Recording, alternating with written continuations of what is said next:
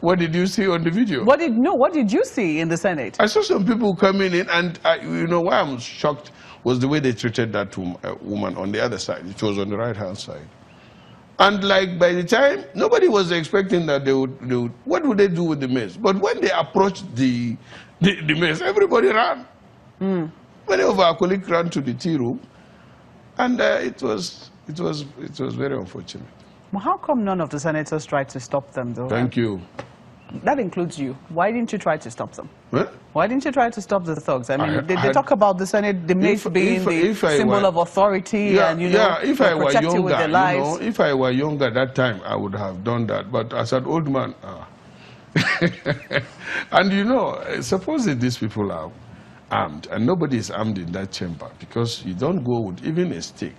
And these people came in, supposing they, that's my concern. But as I said, it's good that we have a committee. The committee is not, I believe, is not there to look for a scapegoat or look for a culprit, but to see that, and that is it. For somebody to come from outside, go up to inside the chamber, and then in 15 or 10 minutes do whatever they want to do and get out with it, I think we need to look at the whole security architecture and prevent that institution. We have a DPO there, we have a police, and all these things happen. But as I said, since the committee is working on it, I don't think it would be fair for me to start talking about that on the TV. Now, you have had a rough patch with your colleagues in the Senate. Not my colleagues. Who have you had a rough patch with? Well, but definitely not with my colleagues. Is it with the leadership of the Senate? No, even not the leadership as such. But I have issues with just few people, some few individuals. Oh, you have had a rough patch in the Senate? No. Look. Your experience so far has been smooth? Yeah, with my colleagues. Majority of my colleagues. Don't you? If you observe, I relate with my colleagues very well. Okay, so it's just with a few people? Yeah, few leadership. I refuse to be... Who happen to be in the leadership? Yes. I refuse. You see, I don't want to be individualistic about it. We put the leadership there of Saraki, if you want me to be very specific about it. And then he turns out to be another thing. We have senators president now instead of Senate president. Senators president? Yes. Do you regret supporting him then? Yeah, I do.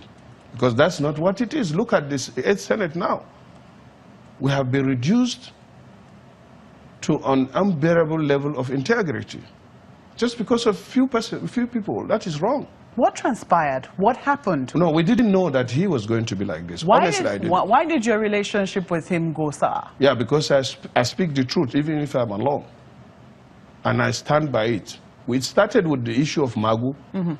I was with you on national TV. And that's history now. Then we came out, and the second issue was that of the car importation and the issue of Senator Ndume certificate. Yes, certificate. And then I was shockingly suspended for 180 days, and it was not the committee.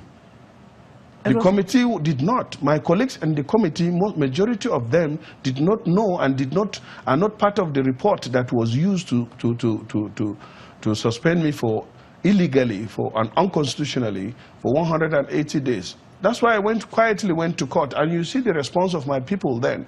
It is not fair for one among equal to,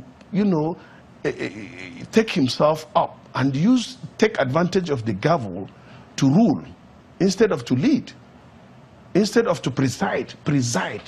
That is what the Constitution says. The Senate President is to preside. He doesn't even have a vote. He has no voice. By the time you accept being the Senate President, you have lost your right to some extent as a senator. Until the Senate ties, that is where you come in to break the tie. But this is not the case. As Senate President will say, I direct my members. I mean, it's very unfortunate. I personally didn't expect this. Let me be very honest from you. And that is how we got it wrong. Because once an individual thinks that he owns the Senate and he dishes out the direction and he dishes out what he's saying, you always get it wrong because no human being is perfect. And 2 heads or even 108 heads are better than 1.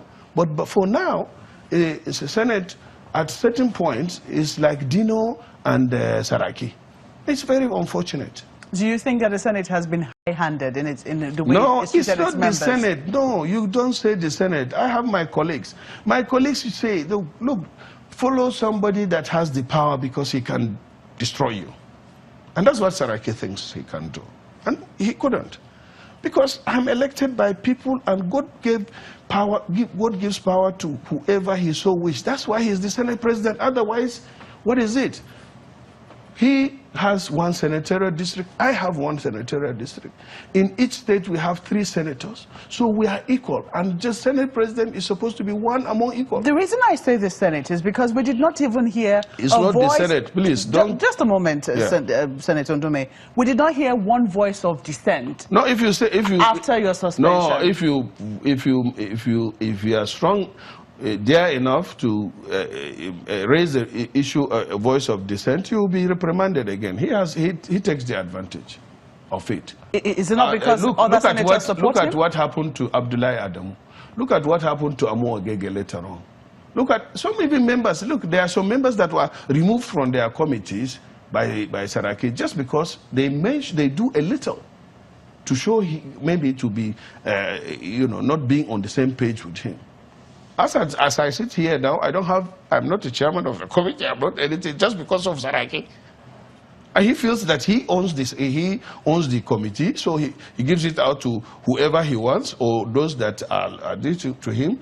And then those, regardless of experience, I'm one of the most experienced senators, so because we disagree with Saraki, I'm nobody in the Senate. And I'm okay with it. Because you know why? He has his own thinking. I really didn't want to even be discussing about Saraki on the TV, but that is the truth. Where we got to now in the Senate is because of Saraki. Going by all that you have said, some people will say that you're very angry with the Senate president. Yeah, with Saraki, yes. Yes. But not with my colleagues. I have the smooth relationship with my colleagues. You're very angry with the Senate president? Not very angry, no, because... What are you? You're dissatisfied? No, I'm disappointed. You're disappointed? Yes, because he betrayed our destiny. Not me only, but he has betrayed our group. Do you think can you say then that you hold a grouse against his leadership? No. You don't hold a grouse against his leadership? In fact, by tomorrow, Ramadan is Ramadan. I don't hold it. I try to be a Muslim, good one. And my religion says, don't hold anything against anybody for more than 3 days. I have nothing against Saraki. You are just bringing it up, and I'm saying it as it is. I can't pretend that nothing went wrong between me and Saraki that led to my betrayal and led to my removal. But I believe that it is God that destined that for me. God has destined that I will be Senate leader for 1.5 years. It's not Saraki. It is God through Saraki. And he took advantage of that. And so I put that behind. No. In fact, I'm okay.